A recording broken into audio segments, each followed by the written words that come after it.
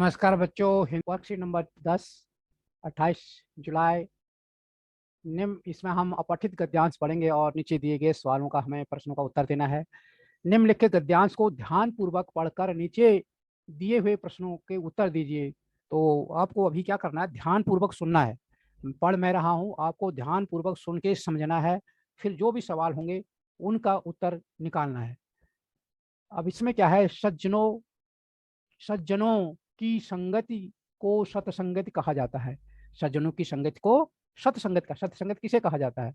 अब इसका होगा कि सज्जनों की संगति को सतसंगति कहा जाता है। सतसंगत दो शब्दों का योग है।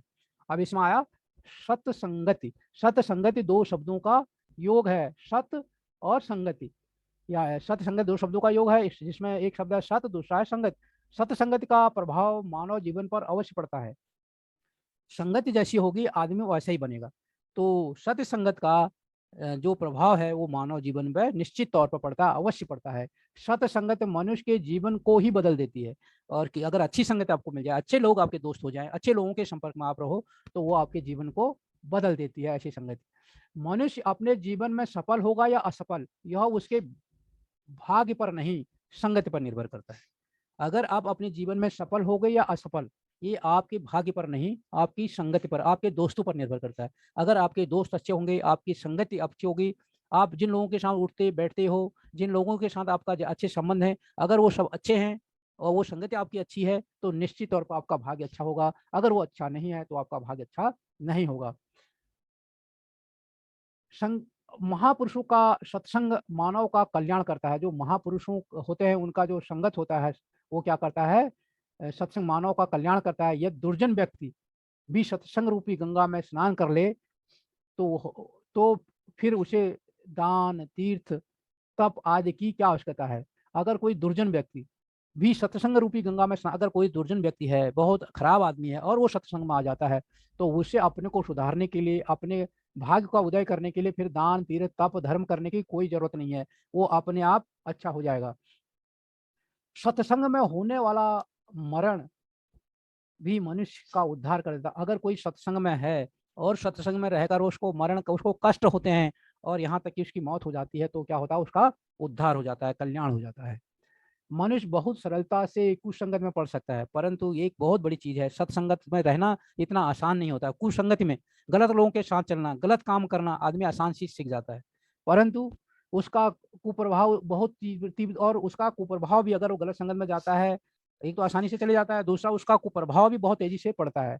मनुष्य को सदैव सत्संगत में रहना चाहिए, परंतु कोशिश ये करनी चाहिए कि मैं गलत लोगों के साथ रहूं। अपने से जिनको कम नॉलेज है उनके साथ, अपने से जिनके पास सत्संगत आपको कैसे करेगी, जो आपसे ज्यादा जानते हैं, जो आपसे ज्यादा बेहतर स्थिति में है, जो आपसे अच्छे हैं, तो आपके लिए वो सत्संगत है।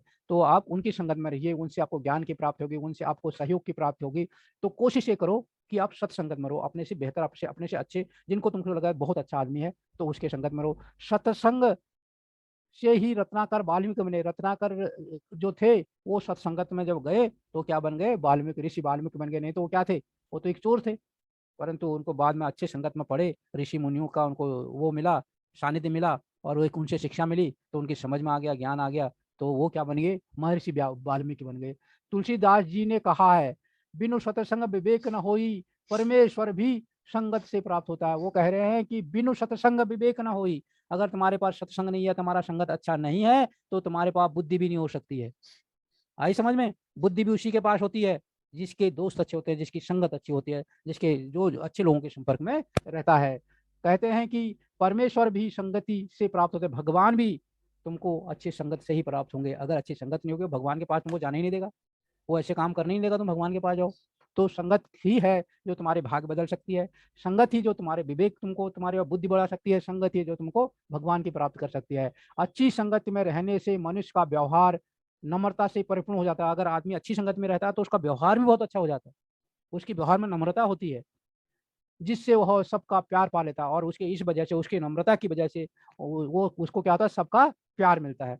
तो आप बच्चों, ये था, ये इसका जो पद्यांश था अपठित, इसका गद्यांश का, ये अपठित जो गद्यांश था, इसका जो भाव था, ये बताया मैंने। अब इसमें कुछ प्रश्न दिए गए हैं, जैसे सतसंगति से क्या अभिप्राय है। तो सतसंगत का अभिप्राय है सज्जनों की संगति। क्या अभिप्राय है? सज्जनों की संगत। दूसरा है अच्छे और बुरे मनुष्य की पहचान किससे होती है? तो अच्छे और बुरे मनुष्य की पहचान किससे होती है? उनके व्यवहार से होती है, उनके कार्यकलाप से होती है, उनके बोलने से होती है, उनमें नम्रता नहीं होती और उनका जो सारे एक्टिविटीज़ होती हैं वो खराब होती हैं गलत लोगों की, और अच्छे लोगों की जो एक्टिविटीज़ होती है वो अच्छी होती है। गद्यांश के अनुसार किसका कुप्रभाव मनुष्य में तीव्रता से पड़ता है? तो ये एक गद्यांश के अनुसार क्या है, जो दुर्जन लोग होते हैं, जो बुरी संगत होती है, उसका प्रभाव जो होता है मनुष्य में तेजी से पड़ता है। उपयुक्त गद्यांश का उचित शीर्षक लिखिए। तो उपयुक्त गद्यांश का उपयुक्त शीर्षक आप रख सकते हैं कि सत्संग या सत्संग का जीवन पर प्रभाव, ये हो सकता है। बाकी बच्चों में जो जो वीडियो है, वीडियो के अब जो नीचे लिंक दिया गया है उसको आप क्लिक करो, उसमें आपके सारे क्वेश्चन आंसर का जो क्वेश्चनों का जो प्रश्नों का उत्तर दिया गया है। और बाकी इसमें वीडियो में भी नीचे सारे दिए हैं। सत्संग से क्या अभिप्राय है? उत्तर है सज्जनों की संगत को सत्संग कहा जाता है। सत्संगत दो शब्दों के योग से सत्संगत से बना है। अच्छे और बुरे मनुष्य की पहचान किससे होती है? अच्छे और बुरे मनुष्य की पहचान उसकी संगत से होती है। अच्छी संगत से व्यक्ति क्या बनता है? अच्छी संगत से व्यक्ति इंसान अच्छा, उसको प्यार मिल जाता है, उसके में नम्रता आ जाती है। और चौथा है इसका, ये गद्यांश के अनुसार ये मनुष्य में कुसंगत का प्रभाव तीव्रता से पड़ता है। और इसका जो शीर्षक था सत्संगत हो सकती है, श्रेष्ठ जीवन हो सकता है।